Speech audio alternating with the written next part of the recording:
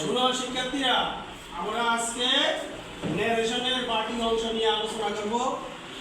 আমরা গতকালকে পর্যন্ত present perfect tense, present perfect continuous tense, present perfect simple tense এগুলা নিয়ে আলোচনা করছি। কেমন?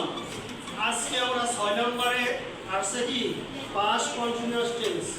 পাস্ট কন্টিনিউয়াস টেন্স কিভাবে পাস্ট পারফেক্ট কন্টিনিউয়াস টেন্স করে আমরা এই নিয়মটা আজকে শিখব। কেমন? দেখো, আমাদের এখানে আছে কি পাস্ট কন্টিনিউয়াস টেন্স।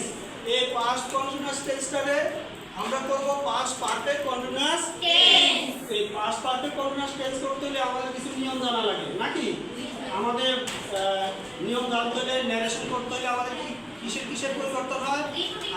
আমাদের প্রথম অংশটা হলো কি রিপিটিং ভার্ব।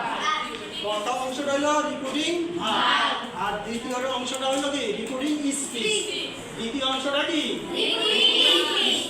তাহলে আমাদের এই ন্যারেশন করার সময় রিপিটিং ভার্বের পরিবর্তন হয়, টেন্সের পরিবর্তন হয়, তারপর আর কিসের পরিবর্তন হয়? পার্সনের পরিবর্তন হয়, এই তো। তারপরে যদি দূর হয় কাছে হয়, কাছে হইলে দূরে হয়, এইভাবে আমাদের ন্যারেশন করার কিছু নিয়ম আছে। তাহলে আমাদের এখন এখানে পাস্ট কন্টিনিউয়াস টেন্স, আমাদের এখানে একটা ডাইরেক্ট স্পিচ আছে পাস্ট কন্টিনিউয়াস টেন্স। এটাকে আমরা করব কি পাস্ট পারফেক্ট কন্টিনিউয়াস টেন্স।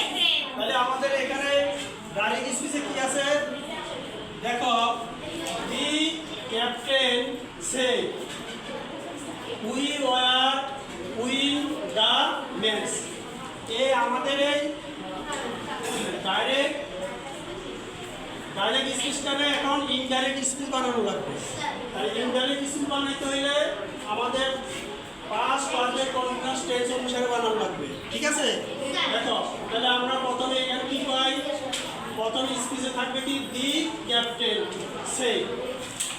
দি ক্যাপ্টেন said, তারপরে কমা ইনভার্টেড কমা ওঠানোর জন্য আমাদের কি করা লাগবে? দ্যাটের পরে কি আছে? পার্সন অনুসারে ভার্ব অনুসারে আমাদের কি করতে হবে? এখানে দে বসাইতে হবে। দে, ওখানে আছে উই, এখানে হবে কি দে।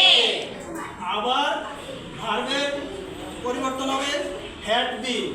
ভার্বের পরিবর্তন কি হবে? Had been. ওয়ার এর জায়গায় হবে হ্যাড বিন। আর ভার্বের সাথে